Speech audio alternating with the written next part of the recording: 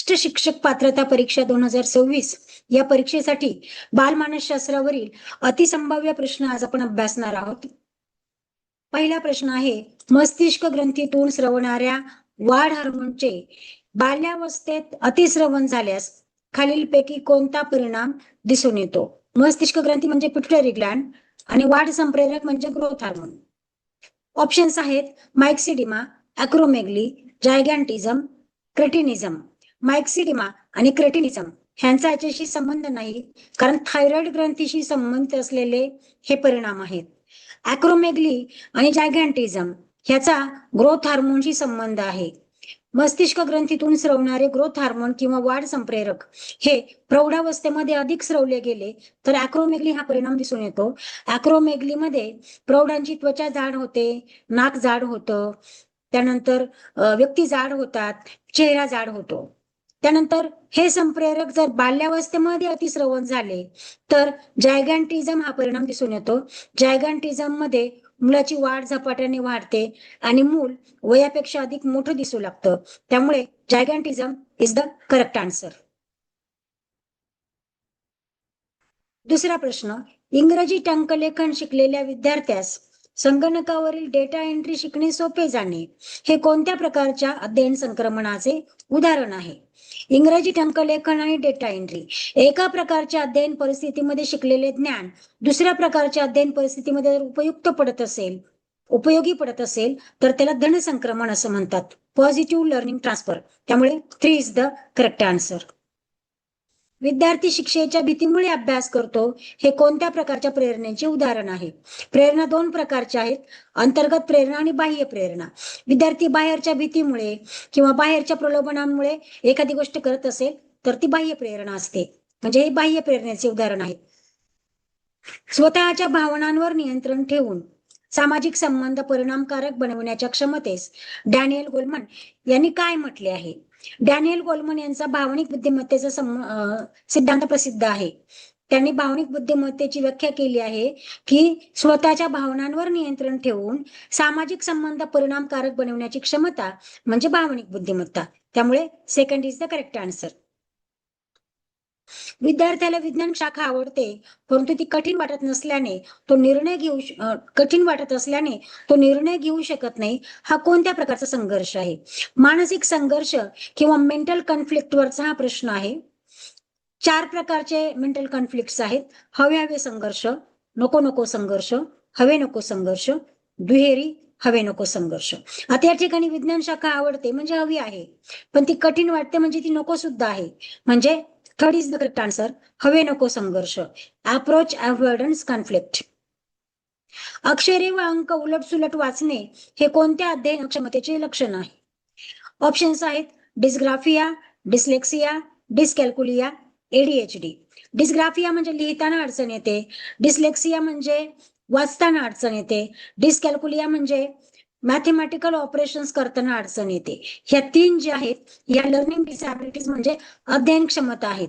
ADHD ही काही अध्ययन क्षमता नाहीये, तर ती न्यूरोलॉजिकल डिसऑर्डर आहे. आणि ADHD म्हणजे attention deficiency hyper activity disorder. अशा प्रकारचे विद्यार्थी चंचल असतात आणि ते अध्ययनाकडे कॉन्सन्ट्रेट होऊ शकत नाही. या ठिकाणी अक्षरे अंक उलटसुलट वाचणे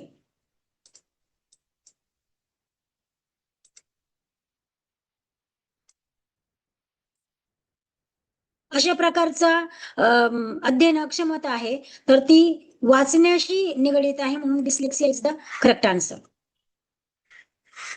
अपूर्ण आकृती पूर्ण असल्याप्रमाणे दिसणे हे गेस्टॉल्टच्या कोणत्या तत्वाशी संबंधित आहे? गेस्टॉल्ट हा जर्मन शब्द आहे. गेस्टॉल्ट म्हणजे एखादी अपूर्ण आकृती असेल तर ती पूर्ण असल्याचा भास होतो, म्हणजेच पूर्णत्व हे योग्य उत्तर आहे. एबिंगहॉस यांच्या विस्मरण वक्रानुसार विस्मरण सर्वाधिक केव्हा होते?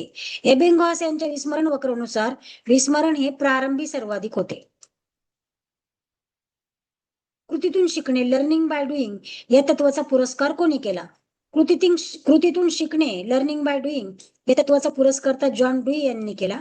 जॉन डुई यांनी आपला व्यवहारवादाचा म्हणजे प्रॅग्मॅटिझम हा सिद्धांत मांडला. त्यामध्ये त्यांनी कृतीतून शिकणे, समस्या निराकरण, ही ही आपली तत्व मांडली. त्यानंतर परिस्थितीतून शिकणे. त्यांचं मत असं होतं की परिस्थिती ही परिवर्तनशील असते. जीवनातील कोणतेही तत्व किंवा कोणतेही मूल्य हे अंतिम नसतं. परिस्थितीनुसार त्यामध्ये बदल होत जातात. त्यानंतर लोकशाही शिक्षण.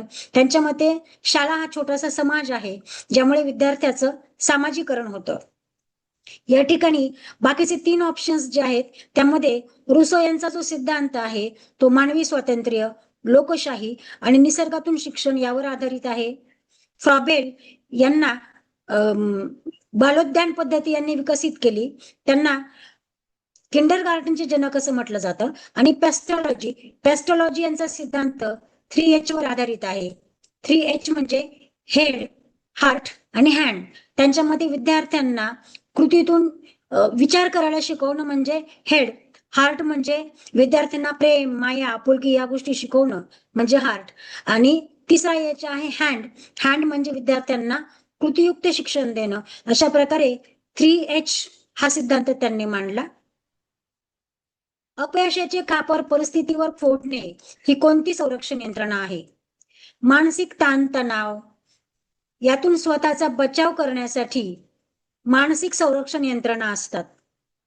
आणि या मानसिक संरक्षण यंत्रणा वेगवेगळ्या प्रकारच्या आहेत. दमन म्हणजे आपल्याला एखाद्या गोष्टीचा सारखा त्रास होत असेल तर ती गोष्ट आपण विसरण्याचा प्रयत्न करतो. प्रक्षेपण म्हणजे आपल्याकडून एखादी चूक झाली किंवा आपल्याला एखादी गोष्ट येत नसेल तर आपण त्याचा खापर दुसऱ्यावर फोडतो. त्याला प्रक्षेपण किंवा प्रोग्रेशन असं म्हणतात. युक्तिवाद म्हणजे आपण एखाद्या गोष्टीमध्ये जर अपयशी झालो किंवा आपली चूक झाली तर आपण परिस्थितीवर त्याचा खापर फोडण्याचा प्रयत्न करतो. प्रतिगमन म्हणजे काय? तर आपल्याला एखाद्या कठीण प्रसंगाला तोंड देणं अवघड जात असेल तर आपण काय करतो? आपल्याला आवडणाऱ्या एखाद्या गोष्टीमध्ये रममाण होतो. उदाहरणार्थ मोठ्या व्यक्तींना त्यांच्या जीवनातील एखादा कठीण प्रसंग त्रासदायक वाटत असेल तर ते आपल्या बालपणातील घटना, चांगल्या आनंदाच्या घटना आठवण्याचा प्रयत्न करतात. तर अशा प्रकारे ह्या संरक्षण यंत्रणा आहेत.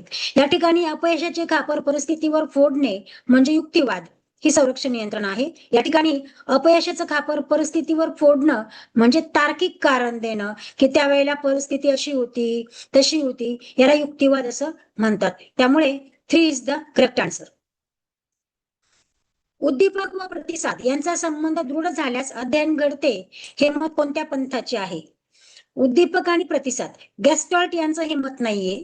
रचनावादाचं मत नाहीये, कारण रचनावादानुसार विद्यार्थी स्वतःच्या ज्ञानाची रचना स्वतः करतो. साहचर्यवाद म्हणजे उद्दीपक आणि प्रतिसाद यांच्यातील संबंध जसा दृढ होत जातो तसं अध्ययन घडत जातं. सो साहचर्यवाद इज द करेक्ट आन्सर.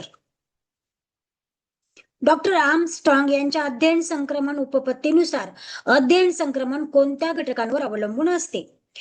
अध्ययन संक्रमण ऑप्शन्स जे आहेत, समान घटकांची जी अध्ययन संक्रमणाची उपपत्ती आहे ती थॉर्नडाईक यांनी दिलेली आहे, त्यामुळे ते योग्य उत्तर नाहीये. मानसिक शक्तींची जी उपपत्ती आहे अध्ययन संक्रमणाची, ती मानसिक शक्तींची उपपत्ती जॉन लॉक आणि प्लेटो यांनी दिलेली आहे, त्यामुळे ते देखील योग्य उत्तर नाहीये. सामान्यीकरणाची जी अध्ययन संक्रमणाची उपपत्ती आहे ती डॉक्टर आर्मस्ट्रॉंग यांनी सांगितलेली आहे, त्यामुळे योग्य उत्तर आहे सामान्यीकरण. अनुभव पुनर्रचनेचा अध्ययन संक्रमणाशी संबंध नाही. स्किनर यांच्या अभिसंधान सिद्धांतात रिइन्फोर्समेंट म्हणजे काय? रिइन्फोर्समेंट म्हणजे एखादी गोष्ट पुन्हा पुन्हा करणे.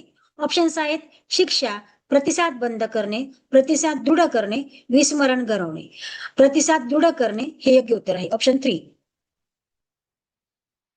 विकासाचे सिफॅलोकॉर्डल प्रिन्सिपल कोणत्या दिशेने विकास सूचित करते?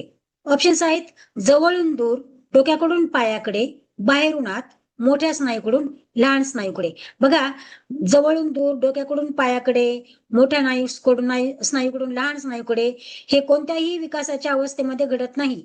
सिफॅलोकॉर्डल प्रिन्सिपल म्हणजे डोक्याकडून पायाकडे हे योग्य उत्तर आहे. पूर्वानुभवांच्या सहाय्याने नवीन अनुभवांचे अर्थ लावण्याच्या प्रक्रियेस काय म्हणतात? पूर्वानुभवांचा उपयोग करून आपण नवीन अनुभवांचे अर्थ लावतो त्याला अवबोध असं म्हणतात. संवेदनासाठी आवश्यक असलेला मूलभूत घटक कोणता? संवेदनासाठी आवश्यक असलेला मूलभूत घटक आहे उद्दीपक. उद्दीपक जर असेल तर आपल्याला संवेदना होतात, आणि संवेदना झाली तर आपण तिला अर्थ लावण्याचा प्रयत्न करतो आणि आपल्याला अवबोध होतो.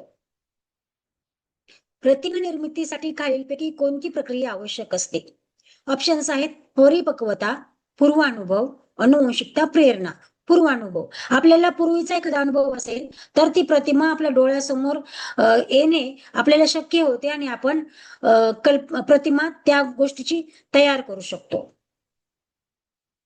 विद्यमान अनुभवांचे नवीन संयोजन करून तयार होणाऱ्या मानसिक प्रक्रियेस काय म्हणतात? विद्यमान अनुभवांचे नवीन संयोजन करून आपण नवीन गोष्टी तयार करतो, या मानसिक प्रक्रियेस कल्पना असं म्हणतात, इमॅजिनेशन. ट्रायल अँड एरर पद्धतीने समस्या सोडवणे कोणत्या प्रकारच्या विचाराशी संबंधित आहे? सर्जनशील विचार नाहीये, तार्किक विचार नाहीये, अभिसारी विचार नाहीये, प्रयत्न प्रमाद विचार.